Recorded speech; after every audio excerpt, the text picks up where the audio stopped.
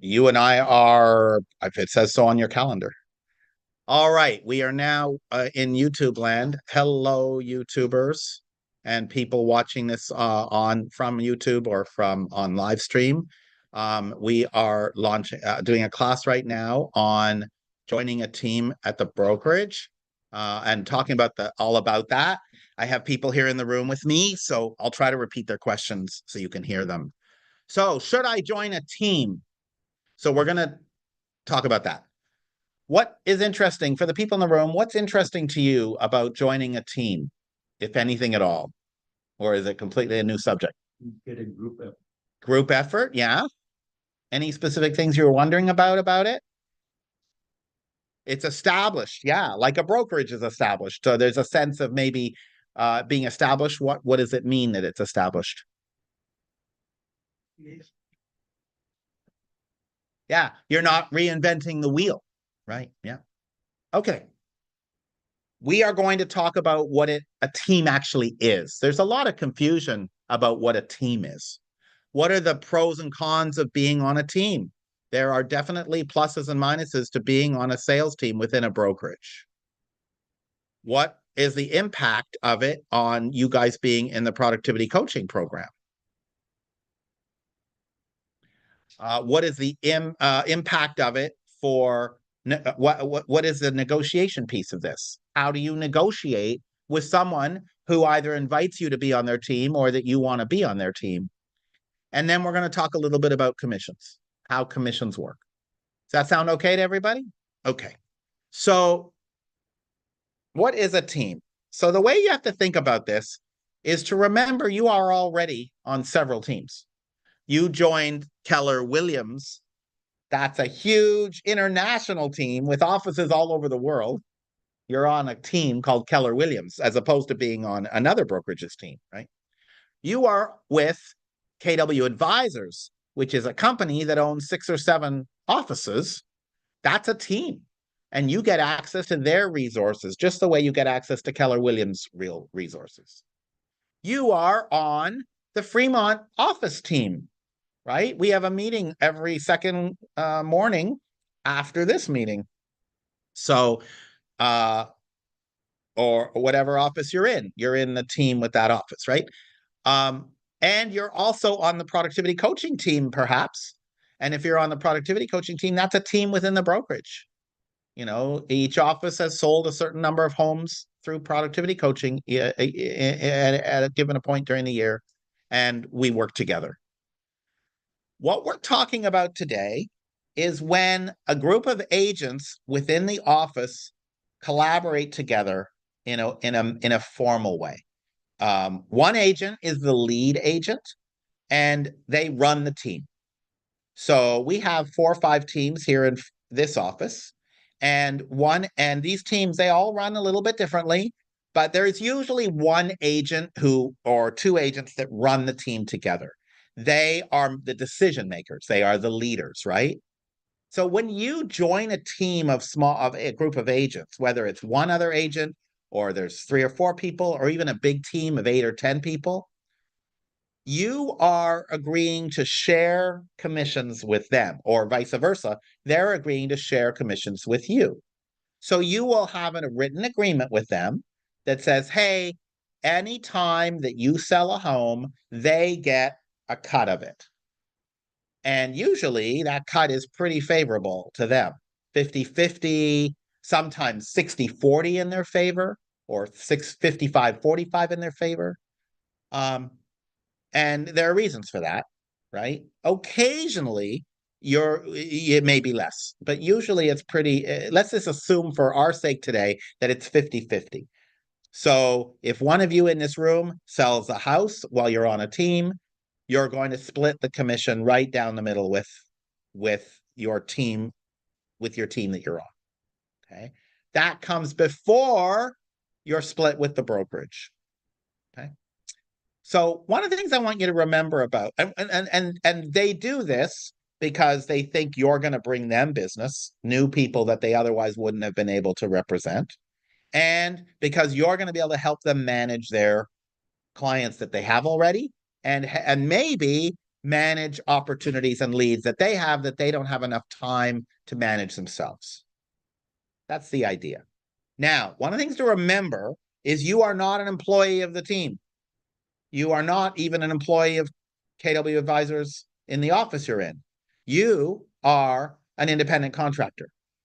When you join a team, the team may have certain standards and expectations, just the same way we do here in productivity coaching, but they can't make you do anything. Your agreement with them is a commission sharing agreement. It is not, you're my employee now, right? So you can leave the team whenever you want, and they can say, we don't want you on our team whenever they want. Your broker doesn't change. You are still KW Advisors, whatever office you're in this case, Fremont. Any questions about this? Okay. There are advantages and disadvantages of being on a sales team within the brokerage of a group of agents. On the positive side, if the team is really busy and doing lots of sales, you may get exposed to more deals. You may get to have a piece of and learn about opportunities that they're pursuing with their clients, and you may even help out on those deals. So that's exposure, improving the learning curve, right? You might learn how to do this business faster if you're on a team that shares all that with you as you watch other agents, perhaps more senior agents than you, do things, right? And you're working with them more closely than at the brokerage level or even at the productivity coaching level. So the learning curve can be really powerful, because you're talking to them regularly. If you're on a sales team, usually you're meeting with other team members 2 or 3 times a week, right? At least once a week. Access to leads. Some teams are so busy that they want a junior agent to help them manage the inbound leads. They're getting all these queries on Zillow or on Facebook or via their website or whatever. They need someone to return all the calls because they simply can't do it themselves. That is one model. Not all teams work with that. That's why there's a question mark. Some teams want agents not so that they can manage leads, but so they can manage all their transactions, like a buyer's agent or a runner, showing assistant, where you're just working the leads that have already manifested themselves into being clients. You're not actually getting business of your own. And of course, you'll get paid less for that. So if you're on a team that's selling houses, and by the way, not all teams are successful, but if you're on a team that is selling houses, you're going to make some money faster than you would as a solo agent, simply because you're exposed to more deals. So you might get 10% there, 30% here, 40% there, maybe 50% here, but you'll have more stuff and cash flow. And that's a big deal. So if you're joining a team where that happens, that's really, really good. And as we were told, as one of the persons in the room said earlier, the systems and tools are in place already. They already have a library of emails that they're sending out for a client under contract. They already have a structure, if they're a good team, that of what to do. So you don't have to do everything as a solo agent, figure it all out, and modify the tools that come from the brokerage. They're already modified. It says putting your name at the bottom of emails and putting your contact information on flyers and stuff like that. Marketing. It isn't on here, but most teams, you don't do your own marketing. They do it. So you don't have to do, depending on the team and the structure, maybe you don't need to be doing lead gen directly at all, because you're going to get your leads through the marketing the team does. That doesn't mean you don't have to do lead gen. It just means that the follow-ups and the calling and everything is, you're not, paying for direct mail, for example, to do postcards sometimes. On the downside, it's awfully depressing when you get that check. And first the team, the split came out for PC and mentorship. Then the split comes out for the team. Then the split comes out for KW. Then the royalty. And now on $1 million sale, you're making $3,000. That's depressing, right? You probably worked really hard on that deal. Maybe it was a family member, right? So you don't make as much money per deal. If you are entering this business because you want to make yourself, and your special skills attractive to people, you're not given as much leeway on a small sales team to brand yourself. Keller Williams is all about entrepreneurialness and all about letting you guys as agents do your own branding. So that's why you see Keller Williams signs all over the area with different colors and different shapes and sizes, and everyone is developing their own brand. But if you're on a team, you're going to be doing the team's brand, that you don't have any ability to do your own thing. And for some people, that's attractive, and for other people, it's not, right? This idea that you join a team and you don't have to do lead gen is a myth. You'll have to do lead gen on almost any team, right? Whether it's working their leads or working your leads or developing new leads for them using their systems and tools, you still have to prospect. It's not going away. This is a job where we're always doing business development our whole career, whatever that looks like. Open houses, door knocking, cold calling, uh, uh, trade shows, seminars, workshops, all the stuff. Believe it or not, some of these sales teams that are successful financially are a disaster internally, and it's like a revolving door of agents, junior agents coming in and out who have bad experiences with the sales lead, the team lead. So team dynamics. When you are thinking about joining a team, interview everybody. Don't just talk to the team lead, because some teams don't work good together. They might be selling homes, but it's maybe there's a bit of favoritism shown to a lead agent versus you on the team, right? Maybe there's, really no quality training for you. So all that thing we want from the team of getting system support and mentorship isn't really there as much. The other problem with joining teams is the potential for a knowledge gap. I mean, this is the idea that they bring you on as a buyer's agent and you don't learn anything at all about working with sellers. And then the team disbands or you have to leave for another reason. And then suddenly you have a listing and you haven't had, and maybe you're not in PC anymore. And it's sort of like, you have to find someone to mentor you or support you and figure that out because you've had no experience with it. So there's a potential for knowledge gaps with teams when you join a sales team. Some of the sales teams are very, very much put you inside a box. This is the nature of the relationship we're going to have with you. So you have to do your homework, find out what exactly it's going to look like. Two more things. Always consider what happens to your own personal leads and to the clients that you brought to the team while you were there, if or when you leave the team. Okay. Brokerages deal with this all the time when people switch brokerages. Okay. And then when you're leaving a brokerage, you usually get to take your people with you. But that's not always true with teams. If you stay within the brokerage and you leave a team, some teams say, we get your leads. We get those people. You don't get to. There'll be a contract usually. Personally, if I was joining a team, I would have a whole list of people that I knew going in that were my leads and that I get to go get if I leave the team ever. And the other thing I would insist upon is that if I bring my cousin as a deal or as a lead to the team, and then I lead the team, I get to keep my cousin. I get to take him with me. Right? That's one thing you should think about. Another thing you should absolutely think about is, what is the career path on the team? Keller Williams has a very clear idea of helping you guys to grow into being successful agents beyond productivity coaching. There's all kinds of other coaching and mentorship and support. There's a whole model in the Millionaire Real Estate Agent book about growing your business that you can read about. What is the team going to do for you? If they bring you in as a showing assistant, what's the path for you to become a buyer's agent? Or maybe what's the path for you to become a listing agent or a listing assistant? Ask. Don't join a team without a pathway. Where do you want your career to be in 2 years, 5 years? Like if you haven't sold any homes, right? The first thing you're thinking is, I need to find a pathway to get more deals. And you're thinking very short term, and that's not probably in your best interest. You want to sort of take the long picture, because not all teams are the right answer to the question of where you want to be a year from now or even longer.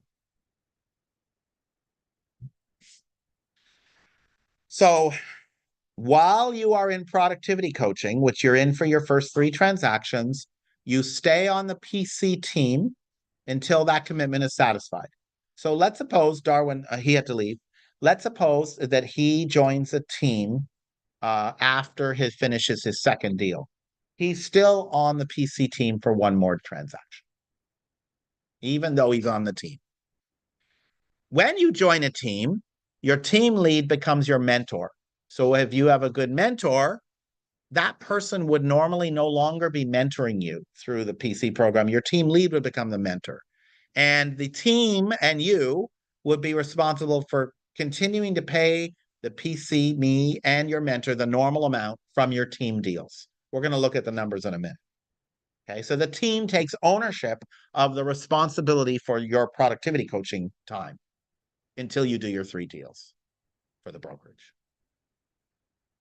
Any questions so far about this? Yeah. Team, like, I think it feels better for when you're starting off because they can help you with some that sort of way. But once you feel comfortable like getting your own leads, can you get out of a team? So the question is, can you get out of a team once you get comfortable getting your own leads if you went to the team with the hope of driving your business when you started? The short answer is yes. All of these agreements are what we call at will. Just like you can leave a brokerage whenever you want, you can leave a team whenever you want. However, when I'm hiring for a team, I don't want someone who's going to leave. So I encourage you to be honest, right? Don't go telling a team, oh, yeah, I'm here for 2, 3 years. And then you finish 5 deals and you leave right away. That's kind of disingenuous, especially if you knew beforehand. Yeah. The team lead may not force you to attend meetings. They may not make you adhere to specific time schedule for activities. Many teams say, we're going to do lead gen in the office from 6 to 9 in the evening on Tuesday nights. That's the way we do it on our team. If you don't go, you're not very attractive to the team. But if you do go, it is completely at your discretion. They can't force you to go. It's a bit of a tightrope, right? It's a bit of a tightrope. The team has standards. They want you to adhere to the standards. It's entirely up to your decision whether you do or not. Okay, but they can't force you. Okay, so it gets a little tricky, right? Don't join a team if you're not prepared to live to their standard. And it isn't just a matter of showing up for lead gen. Are you going to do the work while you're there? You know, get on the phone, get on the internet, text, DMing, whatever it is they do in that 2 hours. Maybe they'll give you a list. Maybe they won't give you a list. What are you going to do? Some of the teams have very exacting standards. You know, you're not leaving here until you've done X number of calls, right? Now, they can't actually say it that way. They try, but they can't. They're not your boss. But they will tell you, the good teams will tell you up front, here's what our expectation is. And remember, your contract, you will sign a contract with the team lead, and it is a commission sharing arrangement because the team lead and you are both agents of the brokerage. So it's not a separate deal. It's like a side deal. So you advise the brokerage, we have this team lead sharing agreement, and it's totally legal. It's just like a referral in some ways. It works like that, right? And we cut the numbers out, and everyone gets paid appropriately. Now, negotiate for your best interests. Okay. A lot of agents who are new think that they don't have any leverage. And when I mean leverage, I mean they negotiating power. They think, oh, I don't have any power. I'm new. I haven't sold a house, or I haven't sold enough houses, or I need this more than they need me. Don't assume it. Okay. You do have leverage. So here are some things you can negotiate for with any person you meet who is considering adding you to their team. Number 1, a higher team split if you bring the lead. So let's suppose someone in this room goes and joins a team that normally has a 40-60 split because you haven't sold a lot of homes in your first year. You can say to them, listen, if I have a family member or a friend or someone on this list who buys a home while I'm on this team, you're going to pay me 50%, not 40%. That's what I want. Perfectly reasonable. And most team leads are willing to pay a little more if they don't have to find the lead through their marketing efforts. Because remember, searching for leads costs money and time. You guys know it. Going to an open house is time, right? Putting out postcards that somebody's going to do, or flyers or door hangers, that's time and money. So a team might be willing to pay you more if it's your lead versus their lead. Another thing you can negotiate for is for them to pay your business fees to the brokerage, okay? Whether or not there's a rebate. By the way, we had more people in this office qualify in PC this month qualify for rebates on September than we've ever had before. I'm really proud of you guys. That's great. Am I one of them or no? Yes, you're one of them. So why not to negotiate with the team lead that they pay your business fees, whatever they are? What about MLS dues? Some teams will pay your MLS. What about legal and transaction coordination fees? Negotiate for data control. Who gets your leads and clients if and when you leave the team? You have to talk about it. It can happen for a lot of reasons that have nothing to do with bad will or your desire to leave. The team lead may decide this happened to move to Portugal and disband the team. What happens then? Stuff happens. And what about the data for those leads? What about all the notes and the history of conversations and the record of their transactions? Who gets that? Okay. Does it stay with if the agent isn't using Command, if they're using another database system, it isn't at the brokerage. The brokerage has less visibility to it. They only have the transaction stuff. But what if you want to see all the notes? And what if it's a lead that you worked on that wants to work with you after you leave, but it wasn't your lead that you brought, and it was their lead that they brought? Will they share with you the history?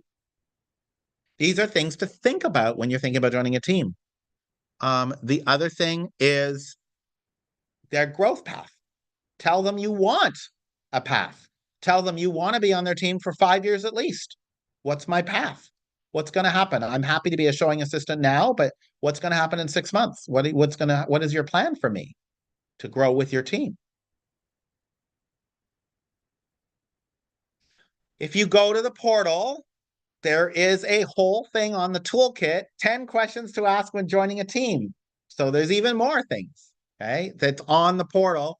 And there's you can link to it from this presentation when I send you this presentation, okay?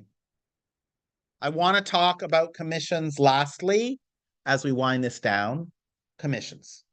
So the way commissions work is it's like a layered thing, right? So we start with the gross commission income. Does anyone remember what gross commission income is? GCI, what's the formula?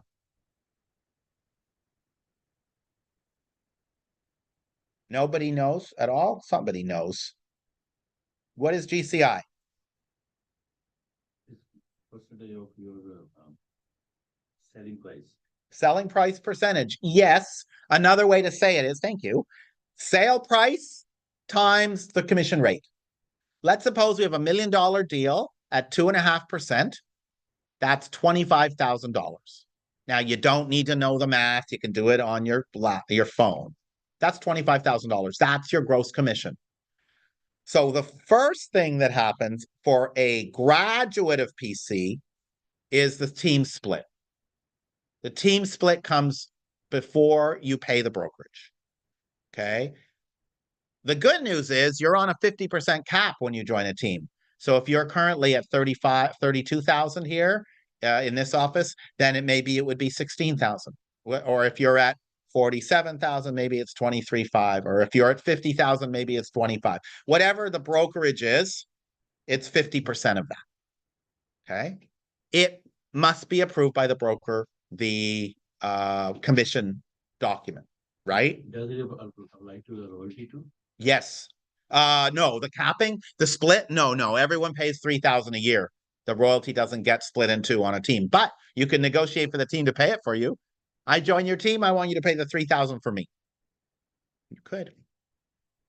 So PC works a little differently because the PC thing comes off the top. So you see an example here of $1 million sale, that 25,000 I said, PC and mentor get paid first. Then your net GCI, I'm sorry, this chart isn't displaying right, but you can see that the bottom that the person who's on a team is making about half, is making about half of what the other person makes. A little, almost exactly half because of the team split. A graduate of PC, here's an example of a graduate of PC. They make more because they don't have the PC and mentorship, but they're only making about half, whether they're in PC or not. The only difference while you're in PC is the split for your PC and mentor come before your team split, which works in your favor in a way because, anyway, it doesn't matter. Works in your favor. This is all based on a 50-50. It might not be 50-50. Okay. It's just example. Everyone's situation is different.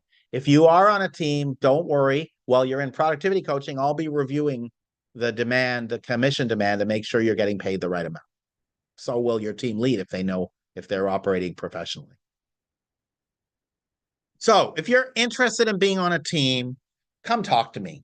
I can talk to you about implications for your career, the pros and cons of specific different teams, questions you should be asking. You should interview the team lead and other team members. You should review and approve the written contract before you make a verbal commitment, right? Don't say to them, hey, I'll join your team before you've looked at the paperwork, right? Because it may be the paperwork has stuff in it that you don't like, okay? And the broker needs to approve you joining a team, especially while you're in PC, okay? If you have graduated from PC, it's less of an issue. You don't really need approval, but they do require you file the contract that you've agreed to with the other agent. Any questions? Anyone here? Raise your hand if you're kind of interested in this a little bit. You want to explore it right now? No? I've terrified you, right? It can be a really good experience. In other offices, I don't have anyone in this office, but in some of my other offices, there are people who are in PC on teams, and some of them are having really good experiences. Yes. Briefly, but not to start. I was a solo agent for the first 7 or 8 years of my career. Then I joined a team for a short time while I had a special arrangement. I was on the team, but I was able to pursue my own business separate from the team. So I was a hybrid. I was on the team for some deals and on my own for other deals, which may be a possibility. Talk to the team. That was special circumstance. And then I had my own team from 2019 to 2023. I actually had my own team. I had at one point 2 agents working with me, as well as an assistant. Yeah, I don't anymore. I'm just a solo agent now. So you mean to say you can be in the team as well as working for your own self? Depends on the team. Talk to the team lead about that. All right. So if you're interested in having the slide deck for this, take a picture of this QR code and and I have a little Google form you fill out, and it has a few questions in it. And then I'll send you the slide deck and you can have it for your own records. Plus, this is being live streamed right now to my YouTube, but it is available for viewing there whenever you want. And it will eventually be on the agent portal as well under class recording section.